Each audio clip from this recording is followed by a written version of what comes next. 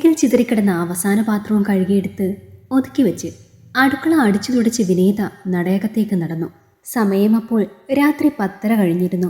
അടുക്കളയോട് ചേർന്നുള്ള സ്റ്റോർ റൂമിൽ നിന്നും ചാക്കിൽ നിറച്ചുവെച്ച സവാളയുടെ ഗന്ധം പ്രസരിക്കുന്നുണ്ടായിരുന്നു. മേൽക്കുമേലിരുന്ന മൈദച്ചാക്കിനും അപ്പുറത്തു നിന്നാകാം എലികളുടെ കരച്ചിലും പരക്കം പാച്ചിലും അറിയാൻ പറ്റുന്നുണ്ട്. വിനീത നടയകത്തേക്ക് വന്നു. അകത്തളത്തിൽ ടെലിവിഷൻ പ്രവർത്തിക്കുന്നുണ്ടായിരുന്നു. മുഴുവേഗത്തിൽ ഫാനും കറങ്ങിക്കൊണ്ടിരുന്നു. മോൻ ഉറങ്ങാൻ പോയിരിക്കുന്നു. 8ാം ക്ലാസ്സുകാരൻ എന്നും ഇങ്ങനെ തന്നെയാണ്. ടിവിയും ലൈറ്റും ഫാനുമെല്ലാം ഓഫ് ചെയ്യാതെ ഒരു പോക്കാണ്. അവനൊരു തമാശപ്പടം കണ്ട് ആർത്തു ചിരിക്കുന്നത് അടുക്കള തിരക്കുകൾക്കിടയിലും കേൾക്കാമായിരുന്നു. സിനിമ തീർന്നപ്പോൾ അവൻ ഉറങ്ങാൻ പോയി. ടെലിവിഷനിൽ ഇപ്പോൾ ഏതോ ഈസ്റ്റ്മാൻ ചിത്രത്തിലെ ഗാനരംഗമാണ്. നായകൻ ശില്പചാരുതയുള്ള നായികയുടെ ഉടലിനെ ഗാഠം ഉണർന്ന പിൻകഴുത്തിൽ മൃദുവായി കിടക്കുന്നു.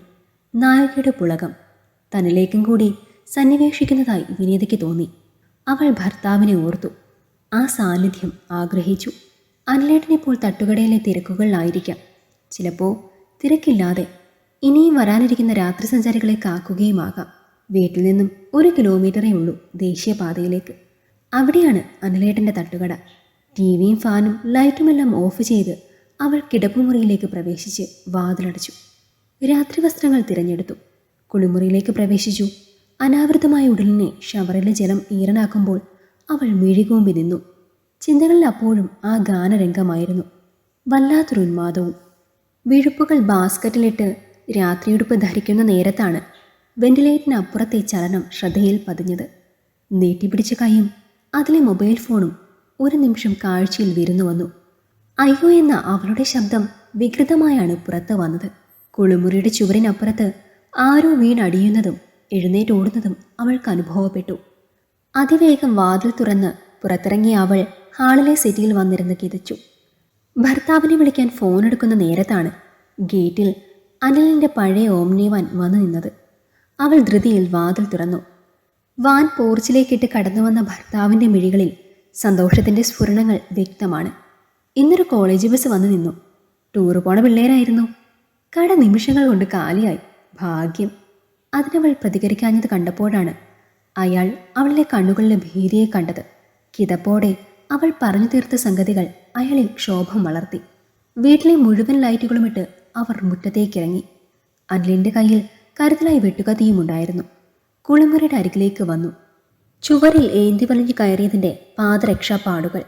രക്ഷപ്പെടും മുൻപ് മനുഷ്യമൃഗം വഴുതി വീണ സകല ലക്ഷണവുമുണ്ട്. അനിലൻ പോക്കറ്റിൽ നിന്നും ഫോൺ എടുത്തു. ഡേ, നമുക്ക് നമ്മുടെ ശ്രീരാജിനെ ഒന്ന് വിളിക്കാം. എന്നിട്ട് ഒരു തീരുമാനം ഉണ്ടാക്കി ഇപ്പോൾ തന്നെയോ നാളെയോ പോലീസ് സ്റ്റേഷനിൽ പോയി പരാതി നൽകാം. അതൊരു നല്ല കാര്യമാണെന്ന് വിനീതയ്ക്കും തോന്നി. ശ്രീരാജ് 2 വീടിനപ്പുറത്താണ് താമസിക്കുന്നത്. പൊതുപ്രവർത്തകനാണ്, ജനകീയനാണ്, ഒപ്പം യുവാവും. നാട്ടിലെ എന്ത് വിശേഷങ്ങളിലും ശ്രീരാജിൻ്റെ സാന്നിധ്യമുണ്ടായിരിക്കും. അവസാന സെമസ്റ്റർ പരീക്ഷ എഴുതാൻ കഴിയാതെ പോയ കാരണമാണ് ശ്രീരാജ് അഭിഭാഷകനാകാഞ്ഞത്. എന്ത് സംശയ നിവാരണത്തിനും സർക്കാർ ഓഫീസുകളിലെ ഫോമുകൾ പൂരിപ്പിക്കൽ കടമ്പകളിലും എന്നും ശ്രീരാജായിരുന്നു നാടിന് തുണ. കളങ്കരഹിതനായതിനാൽ എവിടെയും പ്രവേശനമുണ്ട്. ശ്രീരാജിനെ വിളിക്കാം. ഉറങ്ങിയിട്ടുണ്ടാകാൻ തരമില്ല. ഉറങ്ങിയാലും എഴുന്നേറ്റ് വന്നോളും. അനിലൻ ശ്രീരാജിനെ വിളിച്ചു. മൊബൈൽ ഫോൺ കാതോരം ചേർത്ത് ശ്രീരാജിൻ്റെ ശബ്ദത്തിനായി കാത്തു.